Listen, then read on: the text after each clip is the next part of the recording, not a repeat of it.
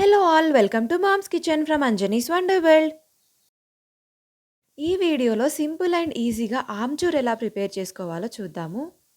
దీనికోసం కొంచెం పుల్లగా ఉండే మామిడికాయల్ని తీసుకోవాలి.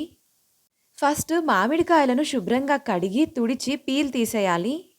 ఈ ఆమ్చూరు ఆరోగ్యానికి ఎంతో మంచిది. ఇది జీర్ణక్రియను మెరుగుపరిచి అజీర్ణం, గ్యాస్ వంటి సమస్యల నుండి బయటపడేలా చేస్తుంది.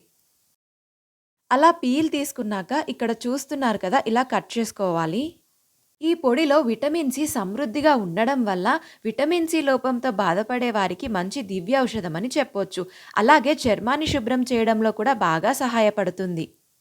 ఎంత సన్నగా కట్ చేసుకుంటే అంత తొందరగా, అంత పర్ఫెక్ట్‌గా ఎండుతాయి.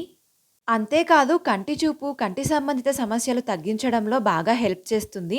మామిడికాయ పొడిలో ఐరన్ సమృద్ధిగా ఉండడం వల్ల బ్లడ్‌లెస్‌తో బాధపడే వారికి అద్భుతంగా పనిచేస్తుంది. అలా కట్ చేసుకున్న మామిడికాయ ముక్కల్ని ఒక క్లాత్ పైన గానీ, ఒక ప్లేట్ పైన గానీ వేసి ఎండబెట్టాలి. మామిడికాయ పొడిలో యాంటీ ఆక్సిడెంట్స్ సమృద్ధిగా ఉండడం వల్ల జీర్ణక్రియలో సహాయపడి క్యాలరీలు బాగా ఖర్చయి బరువు కూడా తగ్గుతారు. మామిడికాయ ముక్కల్లో ఉన్న తడి మొత్తం పోయి ఇక్కడ చూస్తున్నారు కదా, ఇలా అయ్యేంత వరకు ఎండబెట్టాలి. మాకు ఇలా ఎండడానికి 4-5 డేస్ పట్టింది.